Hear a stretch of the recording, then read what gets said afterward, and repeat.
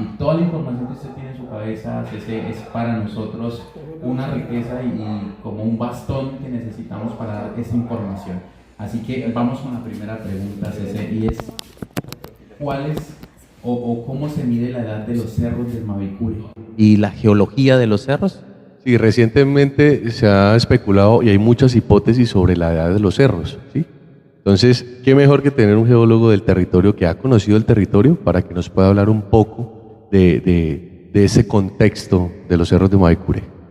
Bueno, entonces es una pregunta muy importante para todos, ¿no? Entonces, primero que todo, las rocas del Guainía son una de las más antiguas del mundo, ¿sí? No la más antigua, digamos, la edad de la Tierra es de 4.500 millones de años, entonces hablamos de unas edades impresionantes, ¿sí? Mucha edad en comparación, por ejemplo, a la edad de la humanidad, que se puede decir que prácticamente la especie humana lleva 1.000.000 de años en la superficie tal y como nos conocemos, y la Tierra tiene 4.500 millones de años. Entonces, es la primera.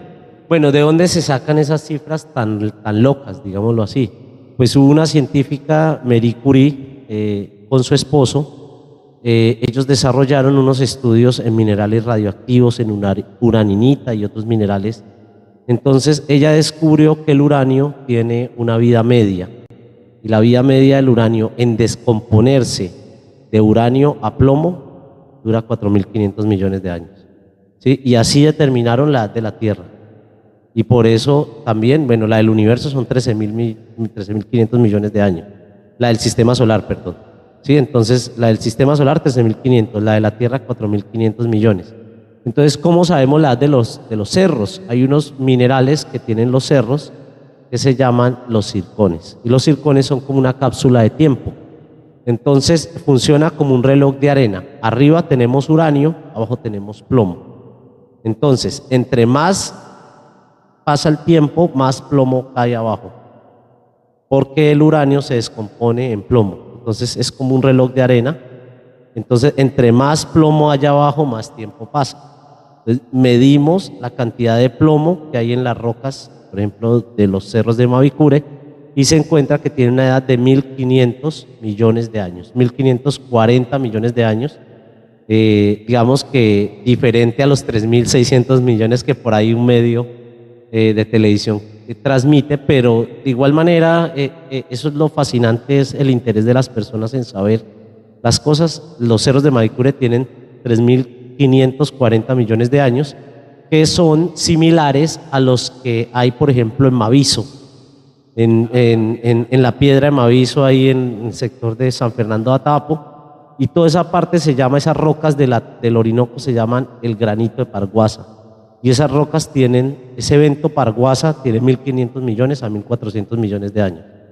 Y ya diferente el complejo Mitú, que es en Inírida, por ejemplo, algunos neises del Atabapo, y como Mitú, en la ciudad de Mitú, tienen 1.800 millones de años. Entonces son más antiguas las rocas de Inírida que las de Mavicure.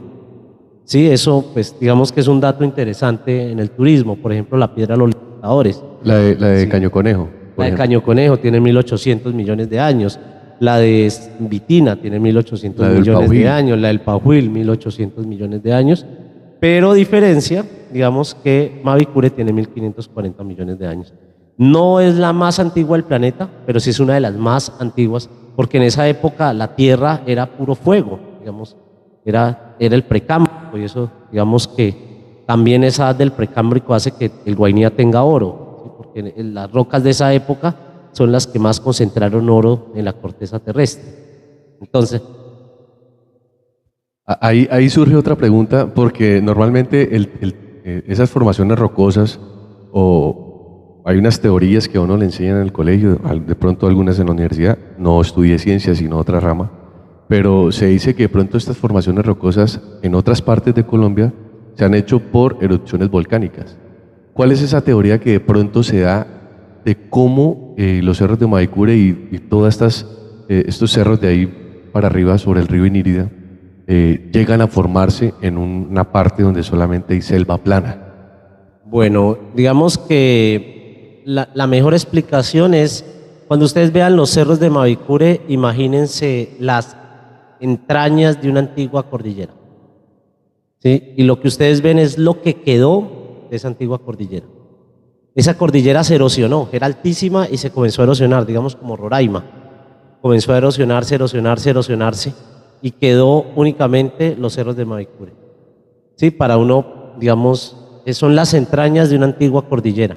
Entonces, el producto de la erosión de millones de años, hoy tenemos la oportunidad de ver esos pedazos antiguos de esa antigua cordillera, que finalmente los sedimentos que estaban en esa antigua cordillera terminaron hasta Bogotá, llegaron, porque los ríos iban de aquí para allá, iban depositando y el mar queda en Bogotá.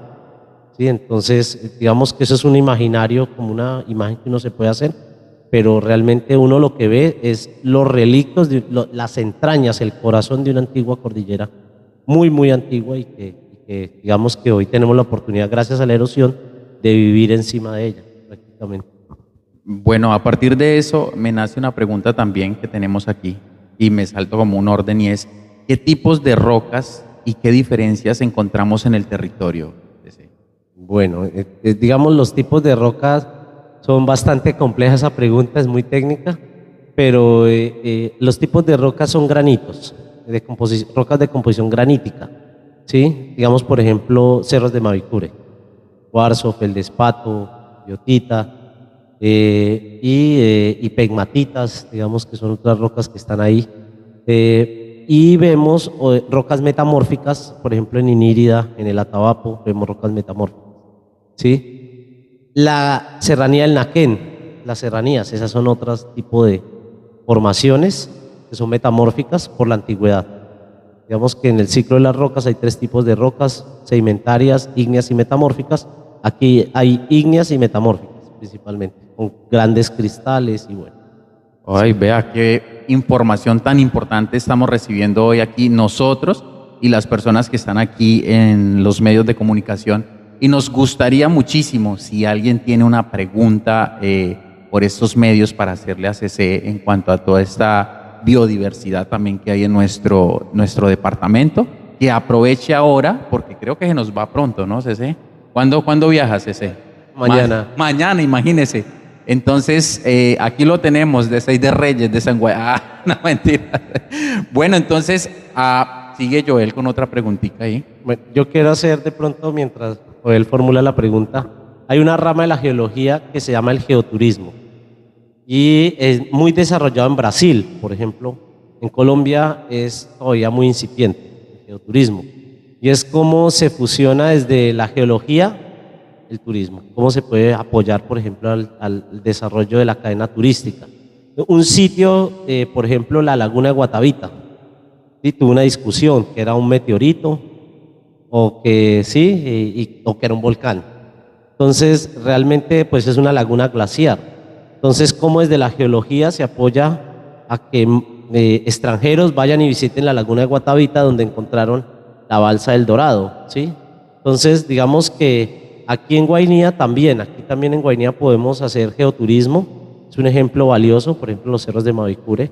Uno entender mejor los cerros de Mavicure produce más una fotografía. Creo que esa es la evolución del turismo realmente en Guainía, y es que se genere una experiencia, o sea, como una experiencia vivencial de estar en uno de los sitios más antiguos del planeta, entender la geología del lugar y uno saber que está pisando las entrañas de una antigua cordillera y que realmente está viviendo una experiencia y no solamente se está llevando una foto en los cerros. ¿Sí? Que creo que ese es uno de los aportes a partir del geoturismo y fomentar, por ejemplo, operadores turísticos, guianza turística y todas estas cadenas alrededor del turismo con el conocimiento geológico de una zona.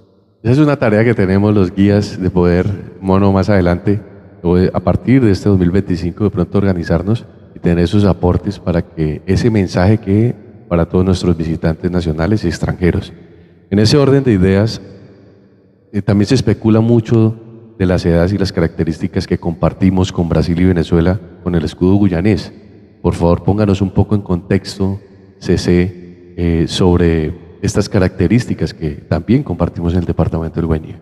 Bueno, ahí hay una hermandad digamos que desde que Pangea se separó, era el gran continente, Pangea, de África, y se separó Suramérica de África. Digamos que lo que es Brasil, Colombia, Venezuela, comparten la misma geología, digamos a tipo de como una cebolla, digamos, tiene varias capas, digamos que varios pedazos de esas capas las compartimos, ¿sí? Entonces, ¿por qué? Digamos que compartimos esos pedacitos de la cáscara de la cebolla. Por ejemplo, hacia Brasil es mucho más antigua las rocas, hacia una parte de Venezuela también. Digamos, en Colombia tenemos esa geología, digamos, característica del escudo de la Guyana, como se llama técnicamente el cratón amazónico, ¿sí? Porque pues tiene un bautizo más técnico. Ese escudo de la Guyana es más grande, que viene desde Guyana Francesa hasta Colombia, ¿sí? Casi va hasta la parte de Caquetá de Putumayo, compartimos la misma geología.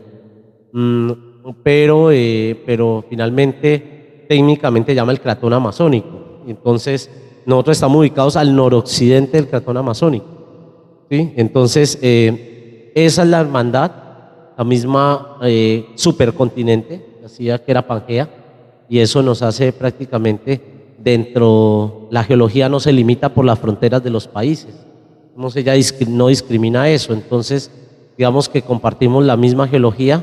Y hay una gran provincia, por ejemplo, que se habla del estaño, que es un mineral parecido al coltan, que está en Brasil, está en Venezuela y está en Colombia, y es una superprovincia estanífera que también se debe a esas rocas antiguas. Entonces, vamos a compartir el oro, vamos a compartir el coltán, minerales como el estaño, finalmente también minerales como el uranio, el torio, que están, digamos, embebidos en estas rocas. Entonces, yo creería que de pronto esa hermandad se comparte también por hacer parte de Pangea, de ese continente primitivo, muy, muy antiguo. Bueno, qué gran regalo que se está dando hoy a todo el departamento del Guainía, y lo mejor es que va a quedar en una memoria activa dentro de nuestras redes sociales, y ojalá lo podamos descargar y montarlo a YouTube, Joel, porque esto no existe. Ya, esto es algo que estoy teniendo información de primera mano. Me siento muy afortunado a mis 31 años recibir tanta información que necesito volver al video para aprender. ¿Hay alguna pregunta en los medios de comunicación? Sí, viene la pregunta. Y mientras vienen las preguntas, haciéndole un agradecimiento y enviándole un saludo a todas las redes sociales, Inírida en vivo, Enteratayá, José Gaitán, El Mono, Esperancita y Joel Gámez en Pusanando. Nos hemos enlazado para poder llevar esta información yo creo que la unión hace la fuerza, entre todos sumamos un poco más de seguidores para que esta información tan importante, a veces publicamos una cantidad de cosas comerciales, etcétera, pero este momento tiene un contenido importante en temas educativos. Claro que sí, y es, Joel, como también resaltar la memoria es ese, ¿sí? Estamos en el mundo, pero lamentablemente no sabemos el mañana. No, es que casi se nos va, el 2024. Sí me contaron. Por otro, un episodio que más adelante vamos a contarlo, ¿eh? ¿Qué preguntas tenemos por ahí, Mono?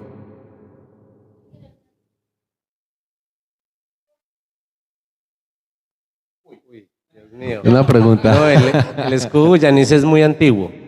Digamos que es un conjunto de rocas. Tiene aproximadamente desde 3.600 millones de años a 1.200 millones de años. Entonces es bastante antiguo, desde el Arqueano prácticamente al Precámbrico. Hay registros desde donde existen registros de rocas, está el escudo guyanés. Digamos que es un conjunto como una cebolla de capas, hacia el interior capas más antiguas y hacia el exterior de la cebolla capas más jóvenes. Nosotros estamos como a un borde de la cebolla, para de pronto en forma gráfica imaginarlo. Bueno, muy importante. ¿Hay alguna otra pregunta?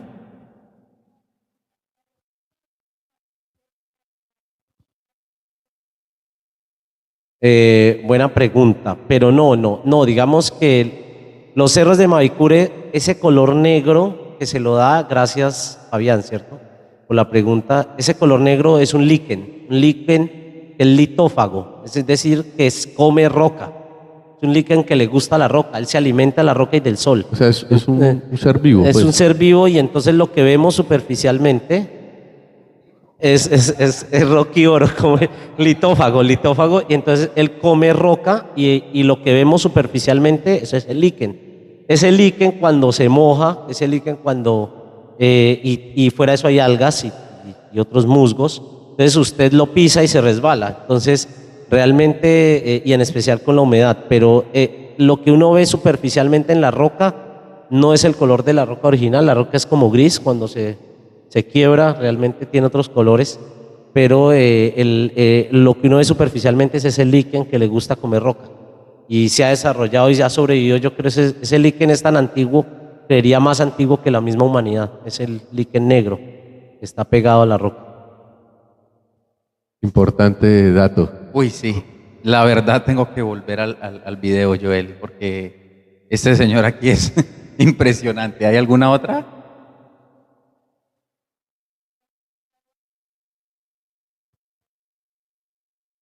He estado muy cerquita y lo he visto desde lejos, pero no lo he escalado. Y tengo una deuda con eso, pero sí, yo sí he bajado más ahí abajito de San Felipe y lastimosamente no lo he subido. Pero sí es una composición similar. Estas rocas del río Guainía son de 1800 millones de años, similares a las de Inírida. Digamos que es el complejo Mitú, un poco más desarrollado. En San Felipe hay un granito muy similar al de Mavicure, con una edad de 1500, pero ya hacia la Guadalupe son rocas más antiguas. Muy buen dato. Muy buen dato. ¿Tenemos otra pregunta?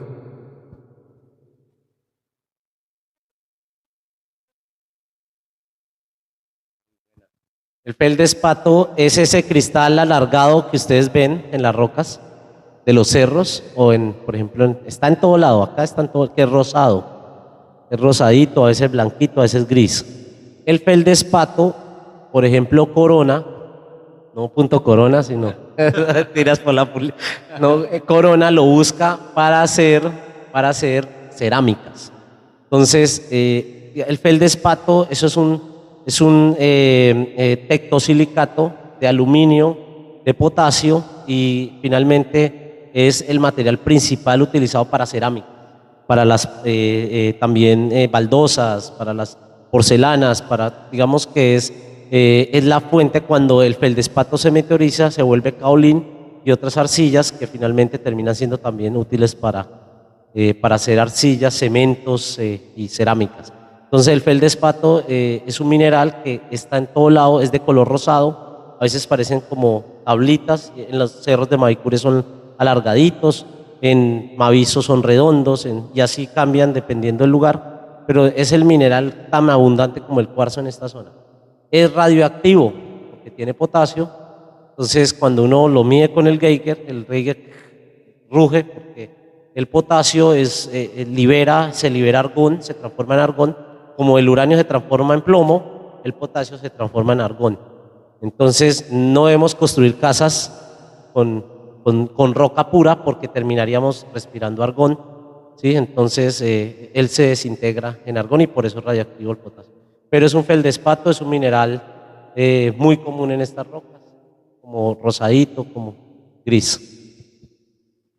Tremenda pregunta y gracias por la respuesta. Y yo estoy muy sorprendido, Joel, y sé de estas preguntas que están saliendo aquí en los medios de comunicación y me suena que es a un par de personas de aquí de Inírida, ¿no? Y que tienen nivel de conocimiento previo. Imagínense, nosotros planeamos las preguntas. Ahí no las lanzaron. Por allá. Hay una pregunta, Jason.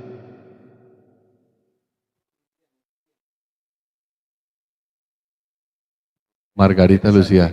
Yo estuve esa vez, eso fue como en el 2018, creo que tembló hace un tiempo y bueno, el temblor se ubicó por allá en la Guyana, pero llegó, la misma roca se movió, digamos, se transmite digamos, las ondas sísmicas en la roca de una velocidad bastante alta. Entonces, sí, aquí no tiembla, no debería temblar, digamos que teóricamente, porque en la Tierra no hay un lugar más estable que como estos lugares, que se llama cratón o escudo. Entonces,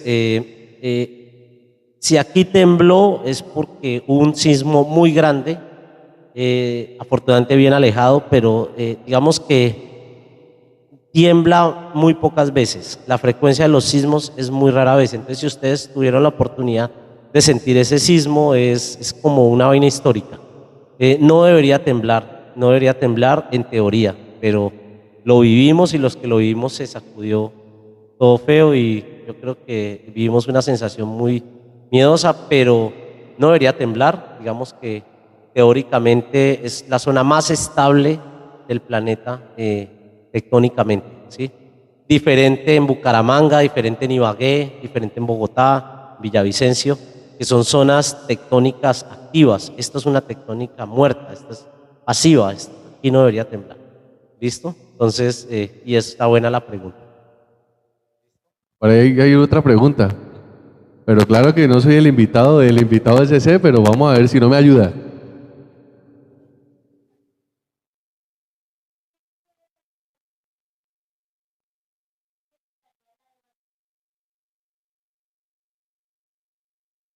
Bueno, nuestro invitado es ese, pero hay unas cosas que se han venido practicando CC y Mono de manera importante gracias a Quintero. Y es que, a manera muy personal, yo siento que la vocación del territorio para desarrollarse social, económicamente, por la fisiografía, debe generarse hacia alguna actividad que sea sostenible. Cuando hablamos de sostenibilidad es en el tiempo.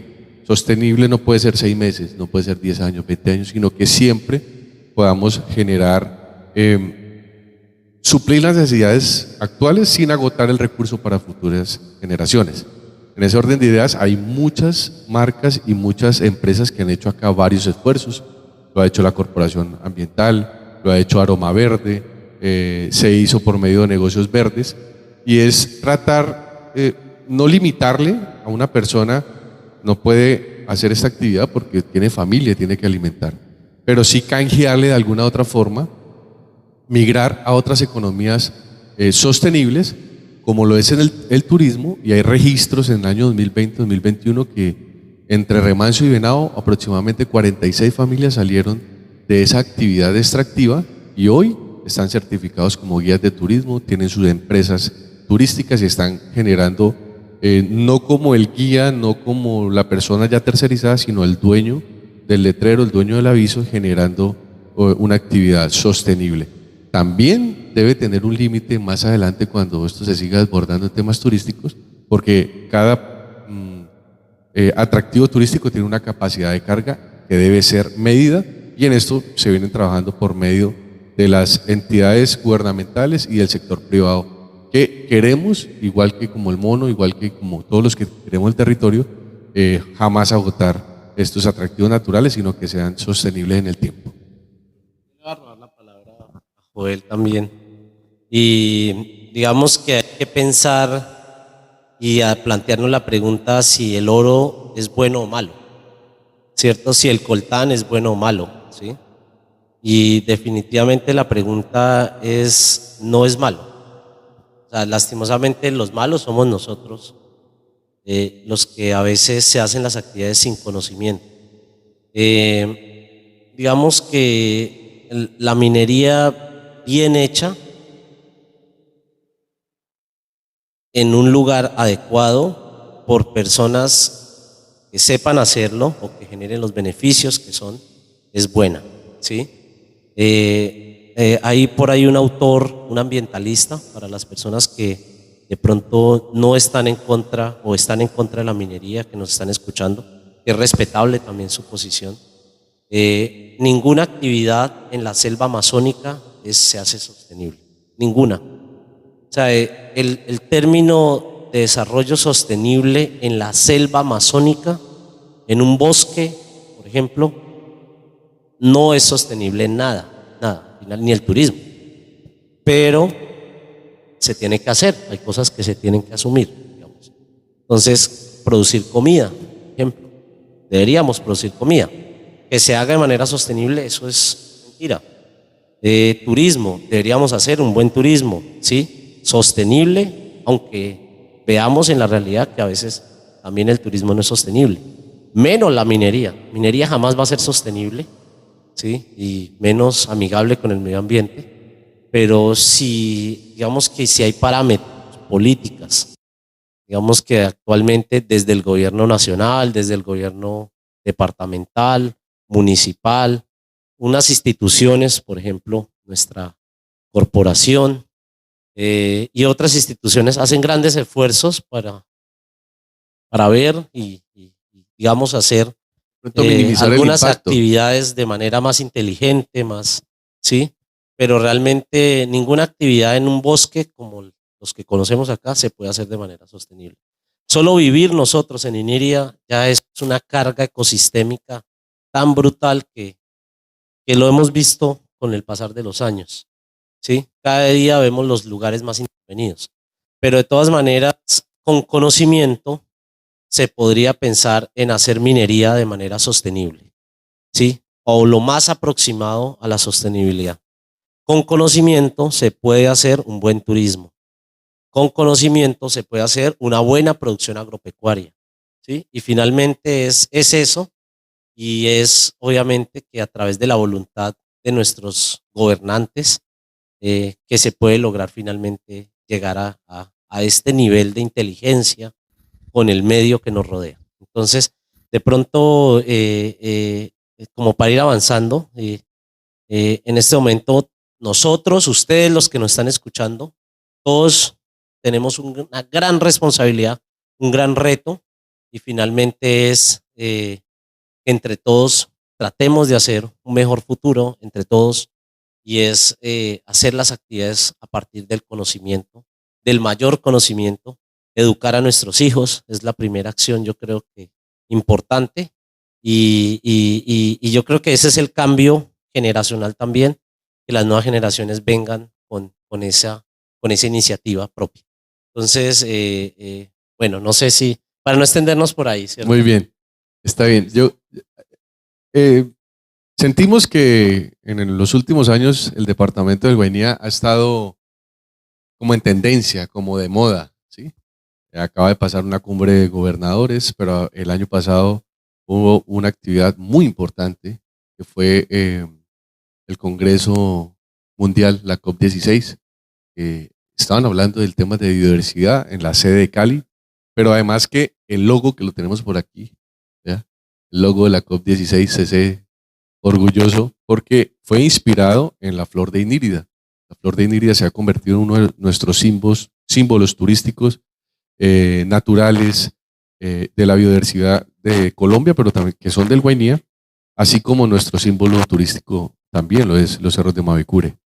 En ese orden de ideas, por aquí, nuestro amigo el Mono tiene alguna pregunta respecto a esos mitos que tenemos sobre la flor de Inírida. Sí, como un poco aterrizarnos a la realidad y que nos argumente, porque muchas veces nos preguntan cosas que queda uno como fuera de base, y nos gustaría, CC, saber como la importancia del suelo con la flor de Inírida. Bueno, digamos que el ecosistema de la flor de Iniria es como viajar en el tiempo. No lo voy a tratar de expresar en palabras pues, sencillas, digamos. Entonces, lo primero es intentar pensar cuando estamos nosotros en una sabana de esas, es como estamos viajando en el tiempo. Estamos viajando a un ecosistema prácticamente prehistórico. ¿Sí? ¿Por qué? Porque digamos que esta es la teoría de las islas, digamos muy claramente se puede representar en la flor de Iniria, donde son ecosistemas que han perdurado aislados de otros en el tiempo, a medida de muchos millones de años han quedado allí, en su mismo estado. Entonces, digamos que ese suelo que vemos allí, que es un suelo 99.9% de cuarzo, es un suelo que no tiene un aprovechamiento agrícola para nada, ni menos pecuario, ¿sí? Es un suelo que usted le puede echar candela y el suelo vuelve a quedar pelado, pero no vuelve a retoñar nada, no. O sea, es un suelo abnegado por su condición, digamos, físico-química, es un suelo que vive inundado todo el año. Aún en las épocas de más sequía está inundado, y aún en las épocas de más agua, pues está totalmente abnegado, ¿sí? Totalmente charcado. Entonces son planicies altas, una de las características, planicies altas. Entonces esas planicies altas en- con un cuarzo al 99%, puro cuarzo, vemos ahí blanquito. Entonces, digamos que e impermeable, porque tiene un nivel por debajo que no hace que el agua se pierda, ¿sí? Como una piscina, finalmente, no es un suelo permeable, es decir, que el fondo de esa arena blanca permita que el agua se pierda, no, totalmente sellado. Entonces, ¿qué hace ahí? Como una piscina con arena blanca y con unas maticas que son prácticamente pigmeas, porque como el suelo no tiene nutrientes, son enanos. Todo es enano allí. Aún los rastrojos más altos, si cuando ustedes ven que sube mucho la vegetación es porque agregaron un material diferente, ¿sí? Pero realmente el material original vegetal no puede crecer porque este suelo no tiene oferta nutricional. Es un suelo pobre, pero demasiado pobre, al extremo pobre, ¿sí? Entonces, no tiene arcillas, no tiene minerales de arcilla, son materia orgánica descompuesta allí misma con un ciclo, digamos, de autorreciclaje. Entonces, lo que vemos es la flor de Iniria, es una planta, como le dije, prácticamente prehistórica, o sea, viene de mucho tiempo atrás, se combina con otras plantas, como por ejemplo carnívoras, que las podíamos ver en el detrás de cámaras, unas droseras, unas florecitas con unas maticas rojas que tienen unas ventosidades que allí se pegan los insectos, en esas babitas, digámoslo así, en esas gomas. Entonces la flor de Iniria se ha desarrollado y se ha adaptado a las condiciones de oferta de ese suelo. Ese suelo no le oferta nada de alimento, no le oferta nutrientes, solo es como un sustrato que la sostiene allí y la tiene humedecida.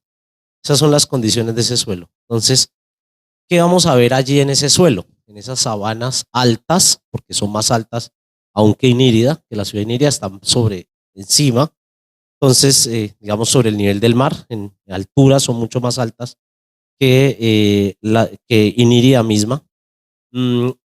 Y estas sabanas son, digamos, se asemejan a los páramos, de Guainía. Entonces, donde veamos sabanas, hay que protegerlas porque allí es donde prácticamente se capta el agua lluvia.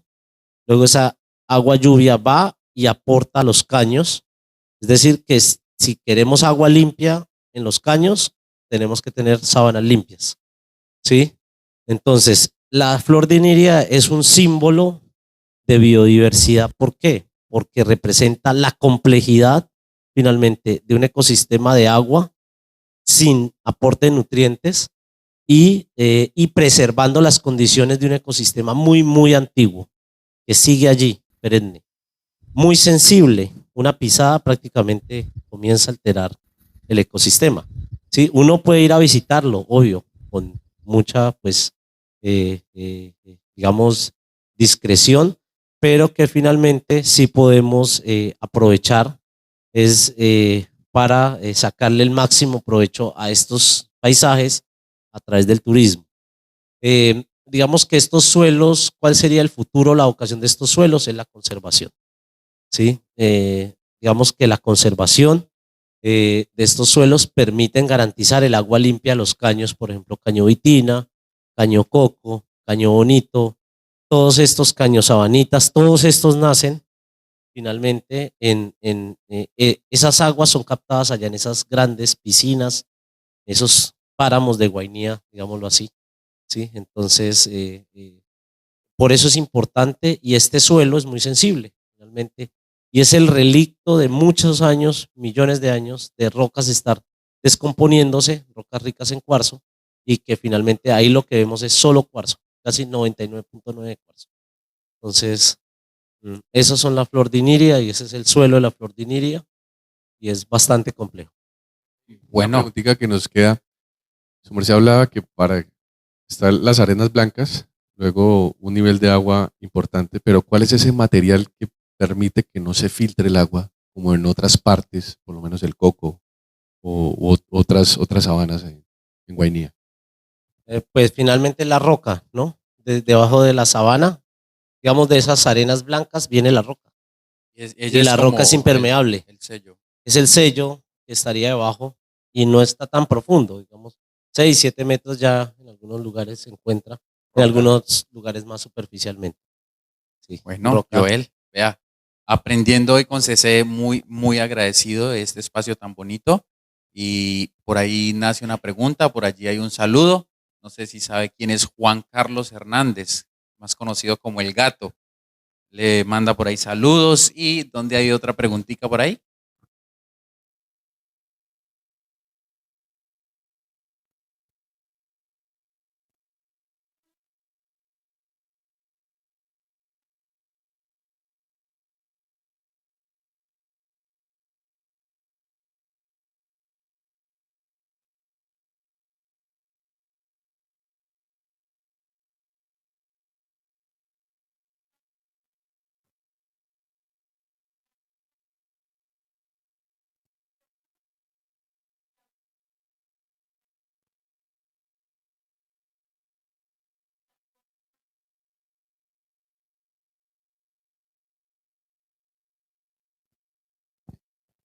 Digamos que todo nace en la formación, ¿no? Yo digo que ahí resalto la labor del SENA. El SENA es una de las instituciones que más trabaja aquí en el departamento el tema de guianza turística. ¿Sí? Digamos que, pues bueno, ya temas técnicos que se podría hacer y yo creo que para responderle, esto es un canal, por ejemplo, para eso. Yo creo que aquí Joel, el Mono y todos los que están aquí atrás de cámaras pensaron en eso. Vamos a darle herramientas a los operadores y a las personas de darles información de carácter técnico sobre geología. Pero digamos que podríamos hacer, por ejemplo, divulgar un poquito más. Yo creo que la información geológica es compleja. Esto de las edades, para poderlo resumir, lo encontré en 3 artículos científicos que yo creo que un operador turístico jamás va a leer y difícil de digerir, además. Pero podemos hacer ese acercamiento, digamos, con las personas que estén interesadas. Este es un primer paso, creo que para hacer eso. Hay otro instrumento que es el mapa geoturístico del Guainía, que yo creo que lo conocen muy pocas personas. Por ahí está en Facebook, hace unos años lo publiqué, pero podríamos es hacer, incrementar estos medios y estos espacios que hoy gracias a nuestros influencers guainianos lo logran, o sea, hemos logrado transmitir esto, pero yo creo que sí, su pregunta, compañero, está asociada también a esa necesidad, a esa querella que usted tiene y yo creo que no solo usted, todos los operadores a veces también llega un turista y como un francotirador, le pega una pregunta y queda uno mudo. Entonces, eh, yo creo que sí es importante comenzarse a dar cuenta de la importancia, por ejemplo, de entender el escudo guyanés, de entender la antigüedad de las rocas, de entender la mineralogía, que es súper compleja, pero que finalmente nos ayuda a poder explicarle a una persona que no es de acá en dónde está parado. ¿Sí? Creo que ese es el valor agregado de este sitio. Y no solo eso, CC, sino que cuando uno está aquí arriba, precisamente con el turista, uno logra ver muchas más rocas y más rocas. Y, y en algún momento yo no sabía cómo responder o decir el porqué de esas rocas. Y ahora que usted me dice de unas posibles cordilleras que estaban en ese hace millones de años, pues ya uno llega con más argumento y con más conocimiento del territorio. Además porque, ojo con el perfil del turista que está llegando al Guainía. El perfil que llega acá al Guainía no es el perfil de piscina y niñas y rumba, no. Es un perfil de conocimiento pleno. Por eso está invirtiendo más de 1.000.000 de pesos solamente en tiquetes en ida y regreso. Venir a Inírida es un turismo exclusivo, más bien exquisito, ¿sí? Porque exclusivo es excluyente. Exquisito para unas personas que tienen un nivel de conocimiento en el tema de la ciencia o en el tema social o en el tema ambiental o hídrico o lo que podamos tener. Hay un dato importante. Uno de los visitantes que tuvimos con el fan trip de Fontour que se hizo la última semana de noviembre nos decía que el Guainía tiene 3 veces más agua que toda Europa en temas de reservas hídricas. Por ejemplo, es un dato de una persona que viene dateada del territorio y que no solamente le va a preguntar los límites o la población, sino ya puntos específicos. Por eso es tan importante esta sesión hoy, el Guainía visto desde la geología por la fuente CC Amayo. Por ahí tenemos más preguntas, nos dice.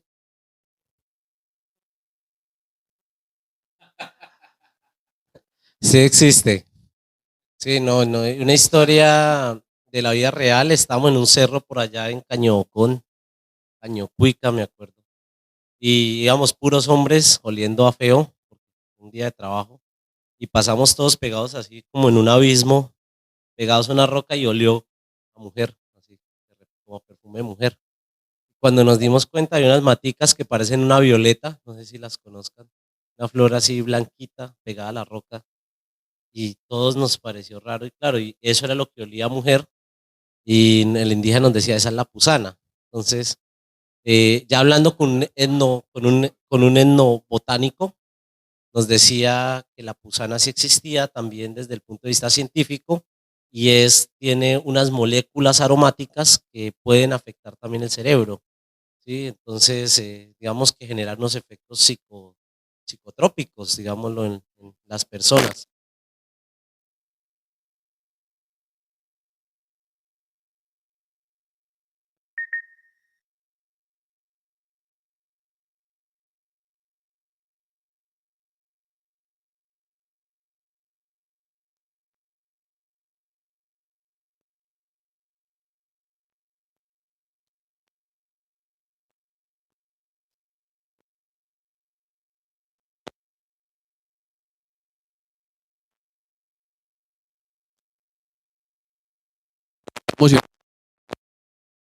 Los amigos del turismo que están allá. Para mi amigo Ferney Cordero allá en Venado. ¿Qué amigos tiene allá en Venado? En Venado está Jason. Ahí un saludo muy especial para Jason. Para otro. Juanito es muy delicioso. También en Venado. Rebeca en Venado. Para Nepo, el esposo de Juanita, de una familia muy, muy camelladora. Para Ancisa, Ferney es puro bupú. Para Ancisa Rodríguez, para Marcelino Enrique.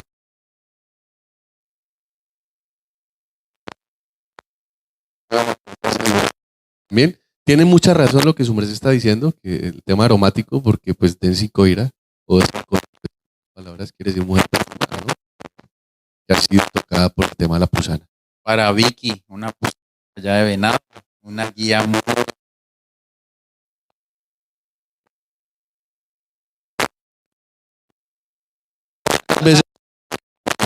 No. Pero voy a echar un chiste malo, pero que no hay mejor pusana que esta, dicen por ahí. Pusana Eso es verde, por ahí verde. dicen, por ahí, eso es el cuento por ahí que Entonces dicen. uno puede sacar Bueno, pusana allí en el cajero. no lo hago yo, pero Qué bueno. bueno, venga, les cuento entonces. No, y la pusana es una vaina, es una mata y además son varias matas.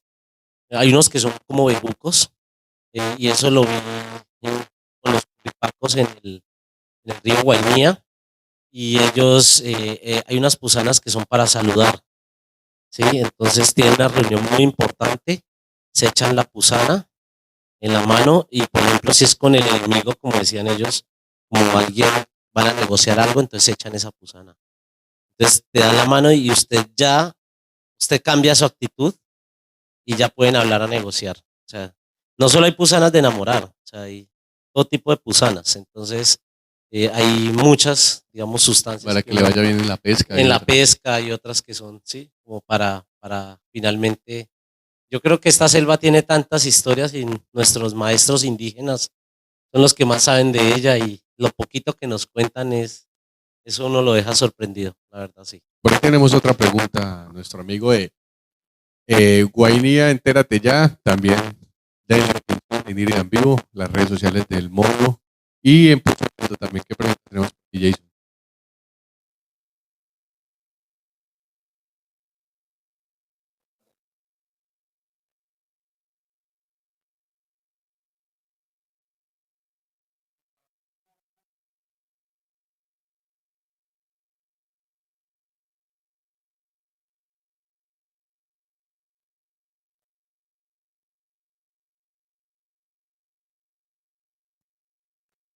Bueno, No, muy duro y además, sí, por ahí, digamos que hay una técnica de aprovechamiento forestal, además, digamos, de estas plantas, esto se hace a través de un permiso de extracción forestal y bueno, se puede cortar y digamos que hay malas prácticas y digamos que además que si se llevan la lastimosamente, flor, se llevan la semilla, ¿no? Que está en los pétalos. no, digamos que ella nace más como tipo de colino, ¿no? Como un plátano, pero sí, no debería generarse eso.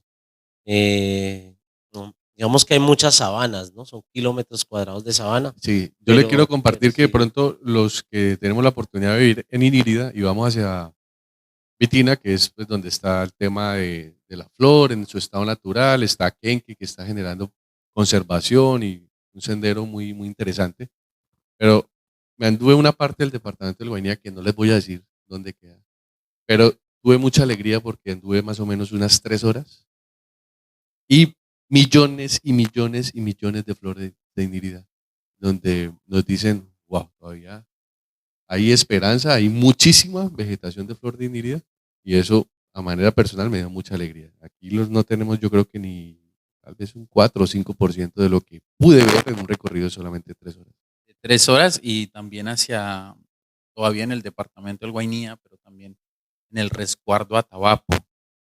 No se está haciendo la práctica de conservación, pero al ser un lugar tan lejano, que no tampoco vamos a dar ubicaciones, pero es una cantidad tremenda de flor de inirida.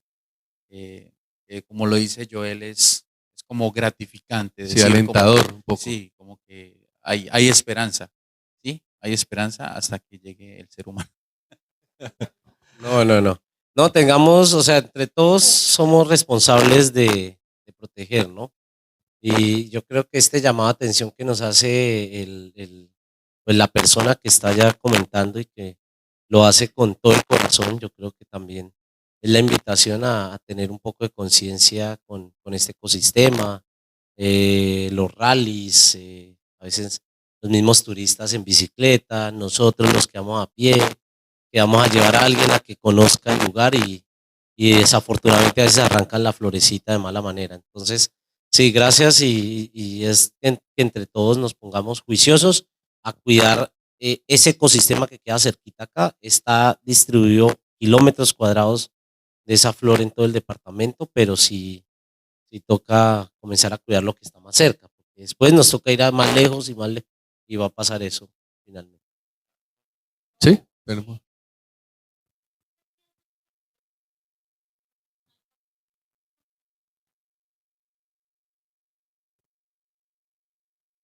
Mm, digamos que en este gobierno creería que no, pero existe el riesgo latente. Si ustedes son testigos, los guainianos, eh, en varias, tenemos varios títulos mineros en el departamento, tenemos varias solicitudes en el departamento, kilómetros cuadrados de títulos, kilómetros cuadrados de solicitudes mineras y el riesgo siempre va a estar latente. Hay licitaciones que ya tienen, digamos, o van en camino a la licencia ambiental y ese riesgo pues siempre va a estar latente, ¿sí? Además porque donde está el recurso, y eso es como en la película de El Hobbit, no sé, donde está el oro, pues siempre va a llegar un dragón. Digamos que es obvio que existe el riesgo. bueno, en armonía de lo expuesto, CC, con el tema de la flor de Inírida y las sabanas inundables, cómo la protección y conservación es clave para el cuidado de la sabana y los caños. Bueno, creo que ya habíamos adelantado la respuesta, pero digamos que, como lo dije, estas sabanas son las sabanas de captación de agua lluvias. La fuente. Sí, donde captan el agua. Llueve y allí se capta el agua. Digamos que allí hay un almacenamiento de agua continuo, además porque como no se pierde el agua, simplemente se escurre de pronto hacia las zonas más bajas. Y las zonas más bajas son los caños. Todos los grandes caños que acá conocemos y nadamos en ellos, y como Caño Vitina, como Caño Coco, Sabanitas, Guamal, perdón, Caño Bonito. todos estos caños, incluyendo Guamán, se alimentan en esas sabanas, ¿sí? Nacen en esas sabanas. Entonces, tener estos ecosistemas garantiza que esos caños y esas comunidades indígenas y nosotros mismos los que disfrutamos del turismo de esas zonas, gocemos de aguas limpias, ¿sí? Apenas intervengamos esas zonas, vamos a comenzar a sufrir uno, de la continuidad de esos cuerpos de agua, dos, de la limpieza, de la calidad del agua de esos caños. Entonces, digamos, ¿qué garantizamos protegiendo esas sabanas? Uno, que haya turismo, ¿cierto? Porque pues ahorita vale oro. La gente puede pagar un viaje a conocer esas flores, a ver las plantas carnívoras, a ver ese ecosistema prehistórico, ¿sí? Mm, y dos, que estamos también cuidando eh, eh, ese ecosistema complejo y estamos cuidando el agua. El agua es vida y digamos que el ordenamiento alrededor del agua, eso tiene un sentido muy inteligente y finalmente eh, debemos nosotros entre nosotros pues cuidar el agua. Es decir, que debemos redoblar esfuerzos porque si esa es la evidencia del cuidado del territorio, pues tristemente, y el mono lo sabe, han desaparecido algunos caños en Inírida los cuales nosotros disfrutamos, como Caño Conejo, por ejemplo. Caño Pola ya dejó de ser visitado. Cañopola sí puede correr el riesgo. No hay estudios, pero Cañopola puede tener afectaciones por los lixiviados, desafortunadamente, de un relleno sanitario antiguo. Entonces, eso hay que ser conscientes. Una responsabilidad de todos, no Sí, solamente sí, de las señor. entidades, Sí, sino todos sí, los actores del territorio. todos. Aquí quiero hacer un paréntesis porque estamos hablando precisamente del tema del agua, del cual el departamento del Guainía es supremamente rico. Y María Fernanda Dusan tiene un podcast con una teoría y una gran pregunta es, ¿a quién le pertenece el agua?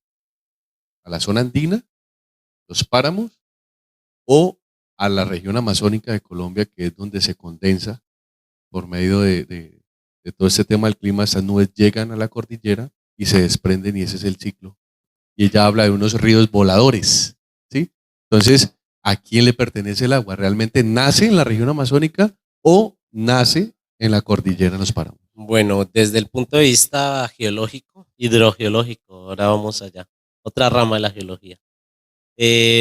Ahorita en enero pasado, enero, marzo, en Bogotá del 2024, una gran sequía y, y meteorológicamente el agua del Sumapaz, por ejemplo, eh, y la captación del agua de la cordillera corresponde a esos ríos voladores finalmente, ¿sí? O sea, si cómo está el clima en la Amazonía y dependiendo de cómo está el clima en la Amazonía, depende si hay agua o no en Bogotá.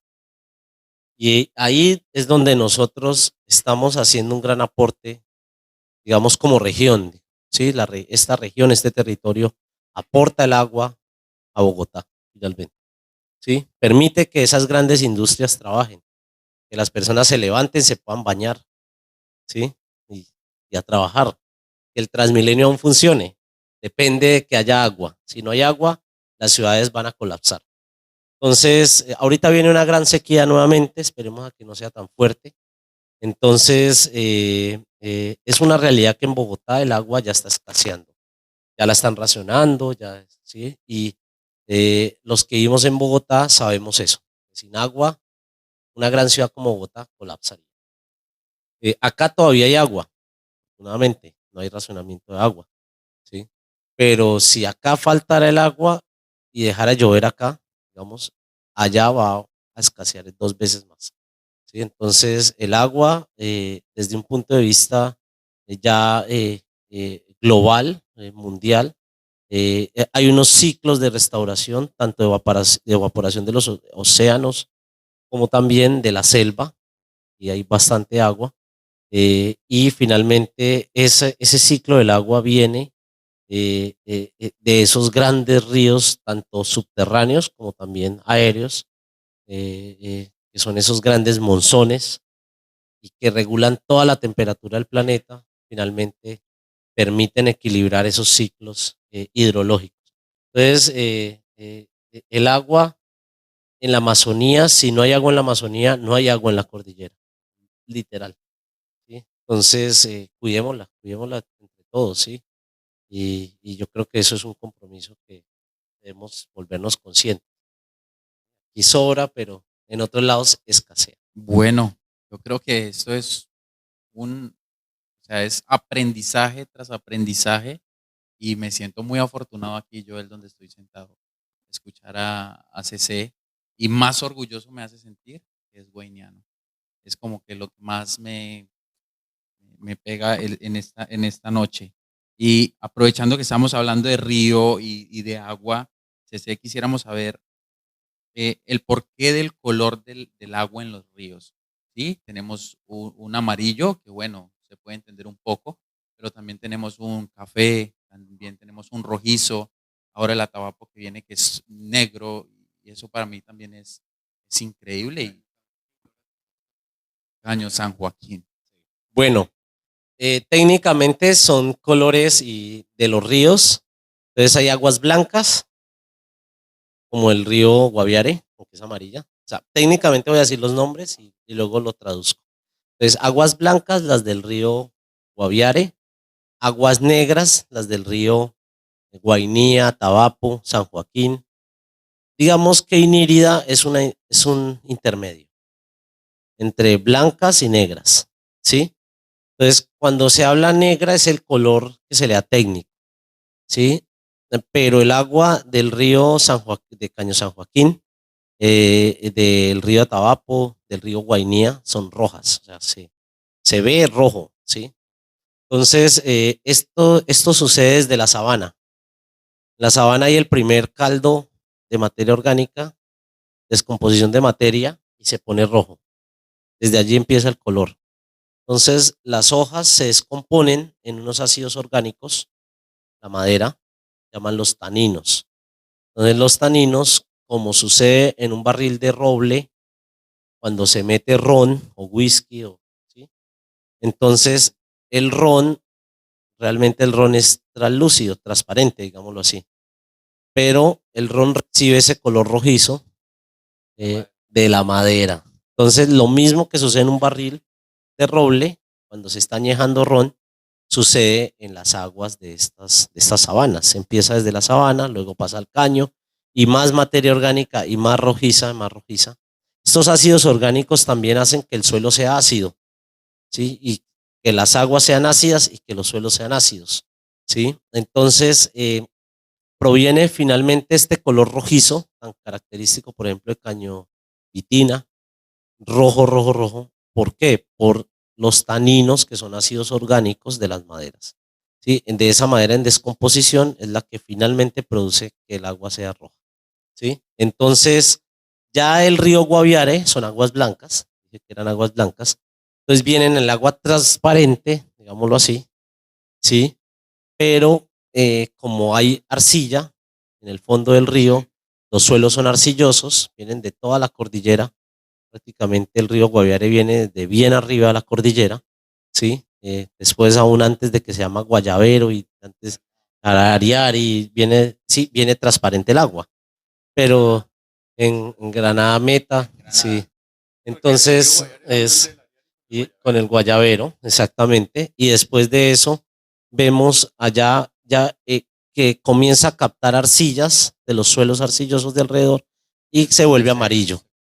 Pero muchos campesinos allá del Guaviare han hecho la prueba y cogen el baldado de agua del río Guaviare, lo dejan decantar y se vuelve transparente el agua. Entonces, esos ríos se llaman aguas blancas, ¿sí? Los aguas rojas se llaman ríos de aguas negras, ¿sí? Pero son translúcidos, pero de color rojizo, digámoslo así.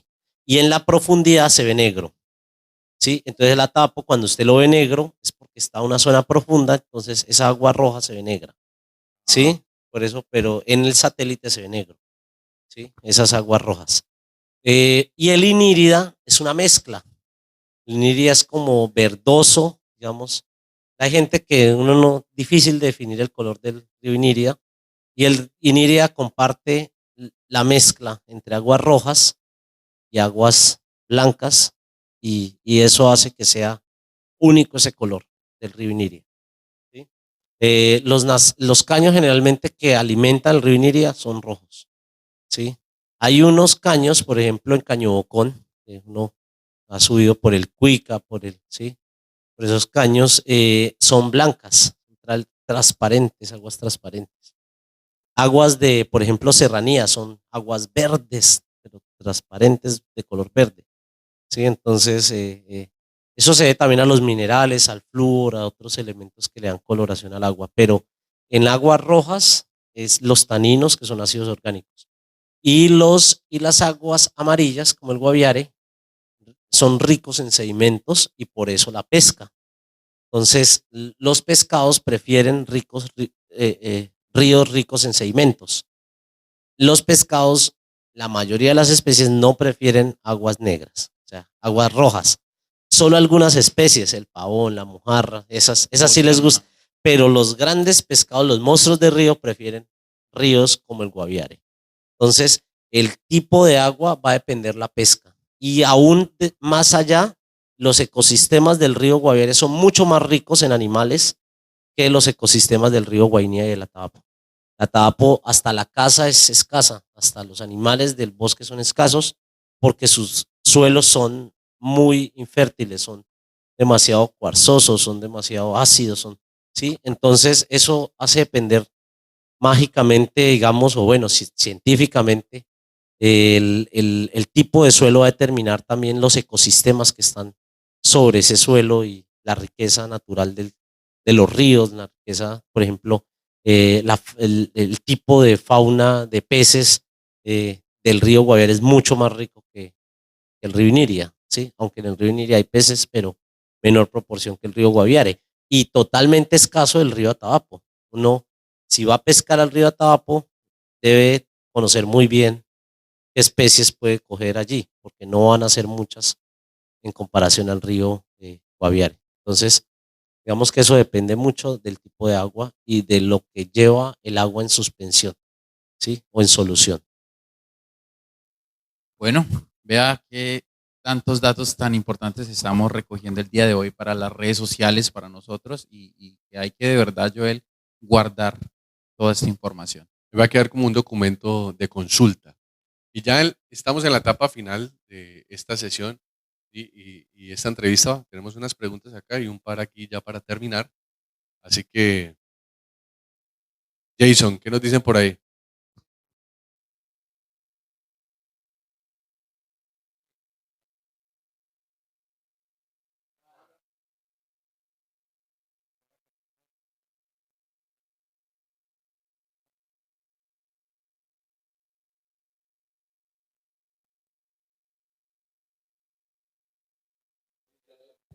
Yo he visto hasta en Taraira Baupés, de la de invierno. Entonces, digamos que hay una extensión hasta, hasta Amazonas, de Amazonas, del norte del departamento de Amazonas hasta Guainía, hay flor de Iniria. Y gracias por el comentario. Y claro, la distribución geográfica incluye también en Brasil, también hay de esta flor, en Venezuela también hay de esta flor, pero mayoritariamente se encuentran en estas sabanas de Guainía. Entonces, sí, es una distribución geográfica bastante amplia y chévere ese comentario, que no solamente hay en el departamento de Guainía. De acuerdo, compañero. Ese es un dato muy chévere, ¿no? Araraquara es uno de los sitios que sueño conocer, ese gran cañón donde se une el Putumayo, Atabapo con el Amazonas. El río Apaporis. Río Apaporis, exacto. Por ahí tenemos otra pregunta, Margie.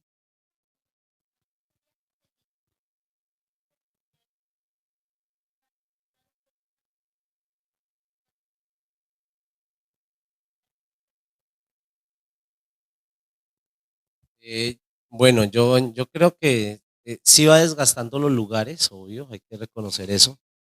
Por eso los operadores, las comunidades deben tener un equilibrio entre la demanda y la oferta que tiene el lugar. ¿A qué me refiero? La capacidad instalada que ustedes tengan, la forma de los senderos, ir rotando los lugares, Yo creo que tener redes comunitarias ayuda mucho a eso, redes comunitarias de turismo, y es decir, que de pronto no sobreexploten un solo lugar, sino de pronto puedan compartir varios senderos, sitios y dejar amortiguar un poco la compensación del sitio. Digamos que esto no es un turismo como San Andrés, y hay que reconocer el comentario cierto, de Juan Camilo, que esto no es un turismo como San Andrés. No En es San Andrés masivo. es de masivo, finalmente es un turismo de naturaleza, donde el valor agregado es la naturaleza, y sin esto, pues, sin este recurso, sin esta, digamos, calidad del sitio, del entorno, pues se pierde. Entonces, yo creo que pueden haber varias formas de mitigarlo, Juan Camilo, y es uno tener redes comunitarias de turismo en donde se puedan, digamos, repartir esa demanda de los lugares en diferentes sitios, digamos, activar Caranacoa, activar otras rutas o sitios a visitar en donde, por ejemplo, pueda quitarle demanda a los cerros, sin que los cerros sean nuestra atracción principal, pero sí de pronto mitigar un poco la sobredemanda, que es a veces hasta molesto, de uno va a visitar y el sitio está lleno, digamos. Eso hay que reconocerlo, pero todavía no sucede a tal grado eso en Guainía, y lo que podemos hacer es simplemente tomar acciones entre los operadores, y es llegar a acuerdos, a hacer mucho turismo comunitario y distribuir la demanda de los sitios, y bueno, de manera inteligente. Todo eso yo creo que requiere eh, conocimiento de las rutas, etcétera, para hacerse bien planteado el turismo y que no lleguemos a afectar los sitios. Por el momento no está pasando. Por el momento yo creo que antes ha generado un beneficio, por ejemplo, en el uso de las basuras, en los ingresos a las comunidades indígenas, su economía local, y como decía Joel al principio, mineros que antiguamente eran mineros ahora están haciendo turismo. Digamos que las comunidades indígenas se han visto beneficiadas positivamente. Entonces, que hay impactos negativos, sí los hay y los van a ver, pero intentemos de mitigarlos al máximo, y yo creo que es a través, pues, de ese trabajo colaborativo de los diferentes operadores, de las diferentes comunidades, y eso va a generar, digamos, un turismo más sostenible con el tiempo, y que nuestros hijos o los hijos de nuestros hijos puedan también conocer esos sitios. Acá hay una invitación que nos hace el doctor Mauricio Pozo y es importante que en el departamento del Guainía se defina la ruta para practicar el rally o que sea propuesto por parte de las autoridades frente a esta práctica, pues está poniendo en riesgo el tema del ecosistema en cuanto al tema de las sabanas inundables que estábamos hablando hace un momento. Hay una ruta que hacen esporádicamente y es que se vienen desde el departamento del Meta, llegan hasta Puerto Gaitán, pasan a Cumarío, llegan a Santa Rita, embarcan sus carros y llegan a la Guainía a hacer algunas exhibiciones de carros 4x4, camperos, etcétera. Pero sí se debe generar una organización, una planeación del territorio, importante aporte, doctor, eh, para que estas entidades de orden territorial, nacional y departamental puedan darle un control a esta práctica que sin duda alguna deja una huella importante en el territorio. ¿Alguna otra pregunta tenemos por ahí, Mono?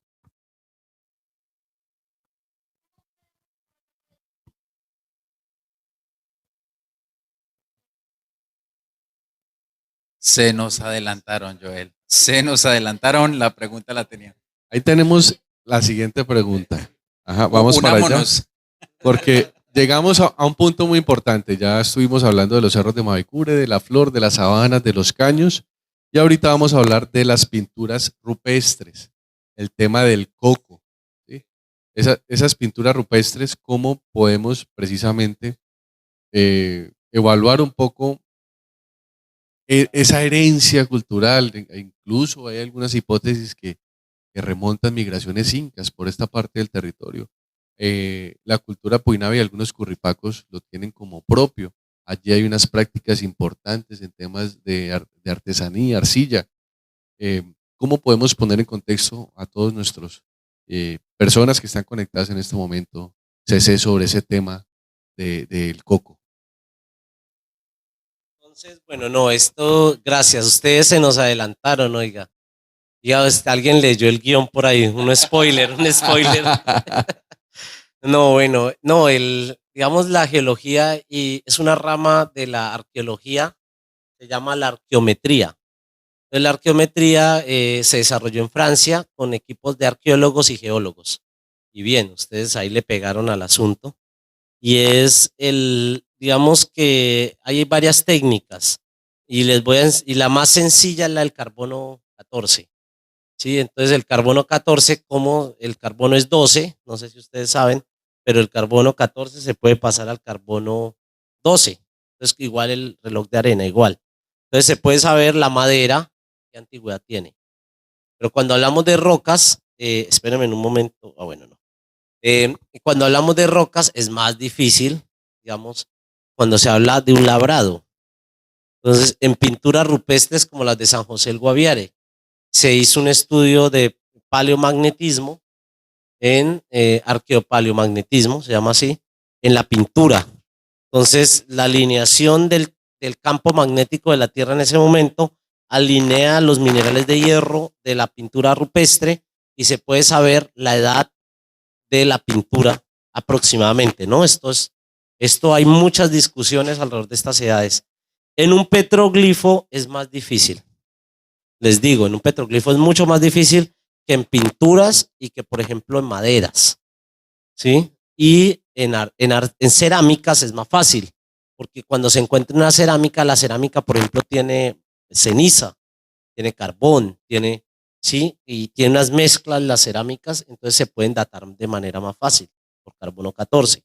Entonces lo que se hace con los petroglifos es de dos maneras. Una, analizar, por ejemplo, materiales arqueológicos cercanos al sitio, que se puedan decir hipotéticamente que son de la misma época, ¿sí? Es decir, si cerca al petroglifo hay una cerámica, por ejemplo, se podría datar la cerámica y se podría relacionar a la elaboración del petroglifo. Petroglifo, ¿no? Miren, todo es arte rupestre. Hay un grupo de investigación que se llama el GIPRI de arte rupestre, que es muy interesante acá en Colombia, de la escuela francesa.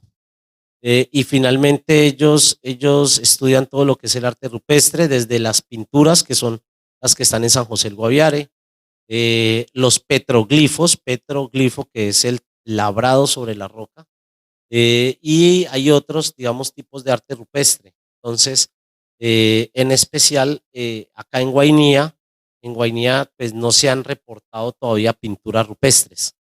Aquí se han reportado petroglifos, digamos, hay de varias tipologías, digámoslo así, las del coco, que son muy interesantes las del coco, todo asociado a esas antiguas culturas curripacas, digamos que hasta donde se ha logrado reconocer, digamos, arqueológicamente, y las del río Cuyarí, las del río Izana, en especial Cuyarí, las del río Izana, que son las del origen del mundo, en estas partes, digamos, de cercanas a San José, río Guainía.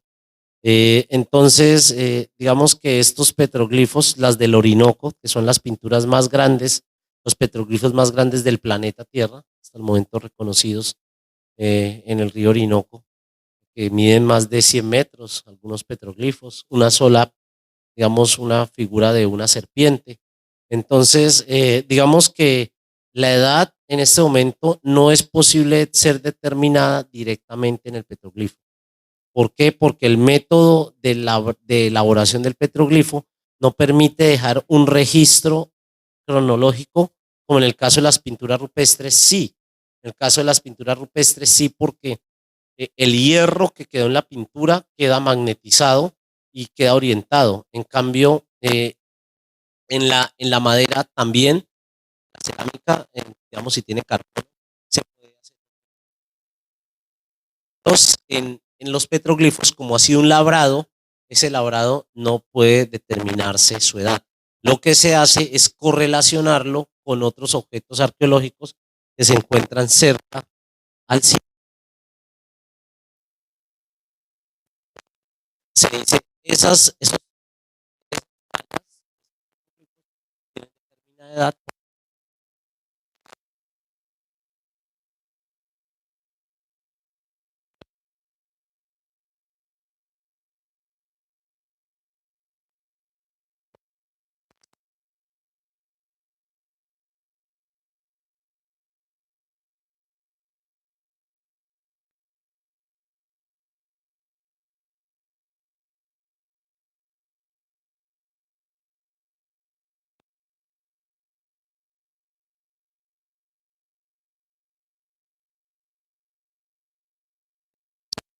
Sí, de manera, incluso tenemos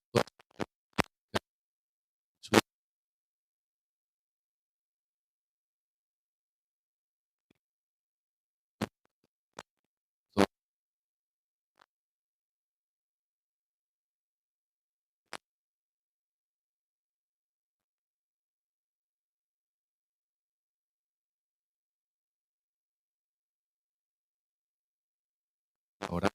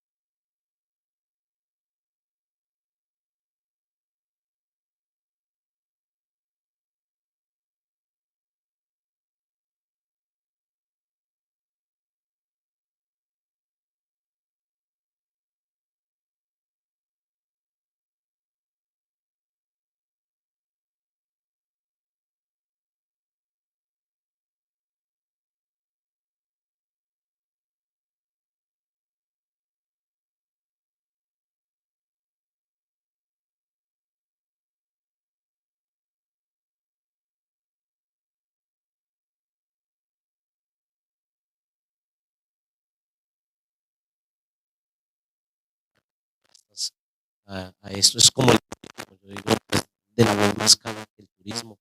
Nosotros podemos aprovechar también el suelo de otra manera, que es de pronto haciendo minería, pero minería bien hecha en lugares determinados, con las personas correctas también, dando todos los impactos.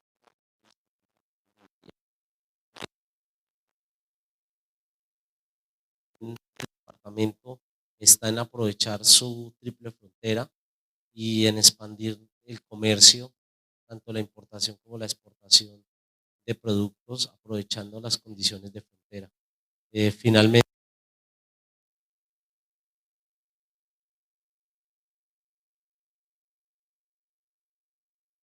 comunicación, y creo que aeropuertos como por ejemplo en Campo Alegre, aeropuertos como en otras zonas pueden ser el fomento del turismo en otras áreas, generar otros sitios también turísticos, pero también la misma movilidad de las personas para temas de salud, para toda la parte económica, y yo creo que finalmente, para concluir, el departamento tiene muchas vocaciones, eh, eh, eh, y finalmente son la turística, la agropecuaria, es un modelo de agropecuario andino, sino como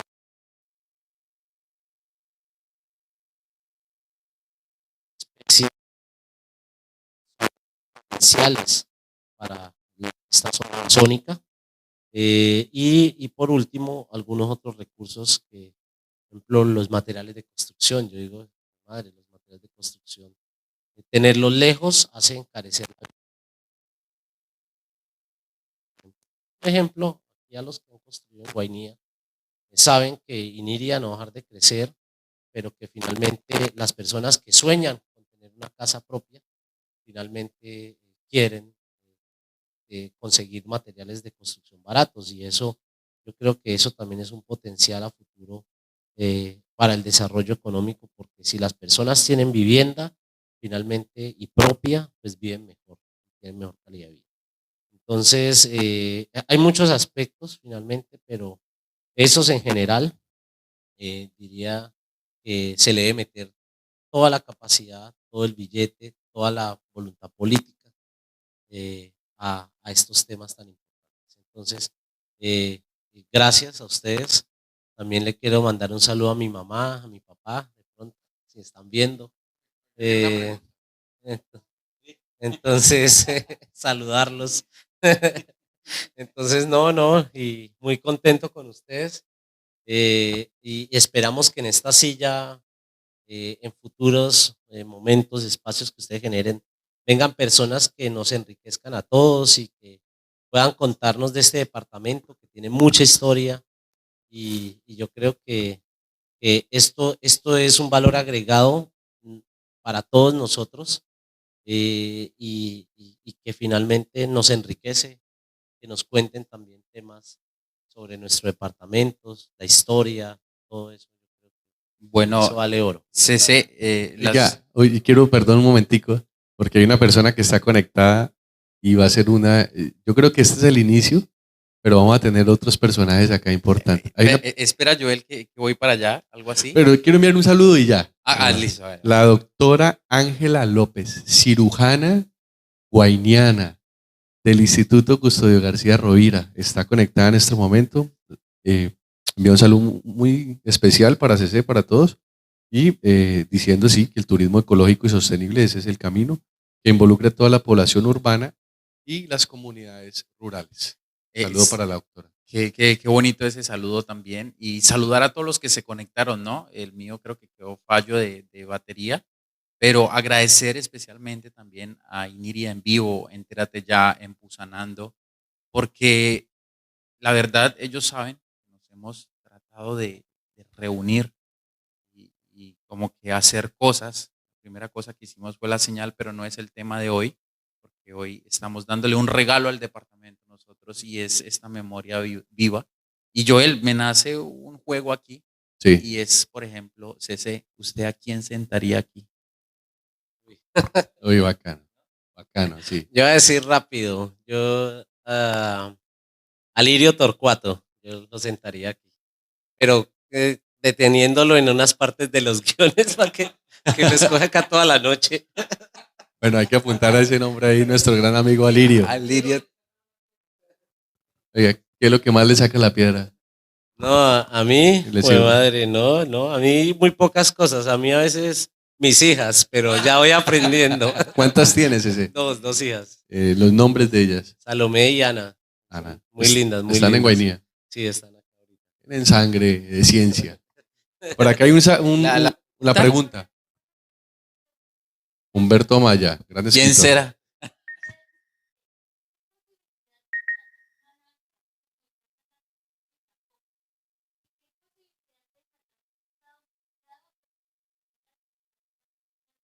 Y la lechona. Buenas preguntas. Yo creo que eso es un reto, ¿no? La industrialización de la manaca. Putumayo nos lleva años luz, y Brasil, ¿no? Brasil, uno toma el jugo de manacas ahí en Del Valle. O sea, Coca-Cola ya lo hizo. Pero tiene unas limitaciones. Y es que cuando se procesa la fruta, eso es un reto para nosotros. Nosotros acá somos catadores de manaca. Nosotros sabemos la manaca si está oxidada, si no está oxidada, si está rendida, si está bien o no, ¿cierto? Entonces aquí los que ya catamos manaca y azaí, ya. Entonces usted va allá al Putumayo y la prueba, y allá a todos los lados venden fruta liofilizada, procesada, bueno, pero no sabe a manaca. Está amarga, está oxidada, o sea, aquí el gran reto, y es realmente cómo podemos procesar la fruta de la manaca, la pulpa de la manaca, sin dañarle las propiedades organolépticas, sin tirarnos el sabor, el olor, porque tiene un olor y un sabor. Y eso es lo que usted lo vuelve catador de manaca, ¿sí? Usted ya va y usted dice, ¿dónde esta señora venden la manaca bien hecha? Porque entonces allá no, porque ya me vendieron una viejita y una que ya está muy congelada, sí, entonces, ¿qué le pasa a la manaca? La manaca es demasiado sensible y yo creo que ese reto no lo han respondido ni los brasileros, y es porque en algunos procesos de la transformación de la pulpa se le tiran el olor y el sabor. Entonces, eso es un gran reto y se puede hacer. Yo creo que el gobierno departamental, en cabeza del gobernador, va en miras a eso. Sin embargo, hay que hacer la experimentación, la ciencia que hay detrás de ese producto tan grande, y yo creo que es un reto para los guainianos poder transformarla sin tirárnosla, ¿sí? Esa sería la respuesta, no sé. Y la parte del pescado, sé muy poco de pescado, entonces se lo dejo a un productor. Última pregunta y nos vamos.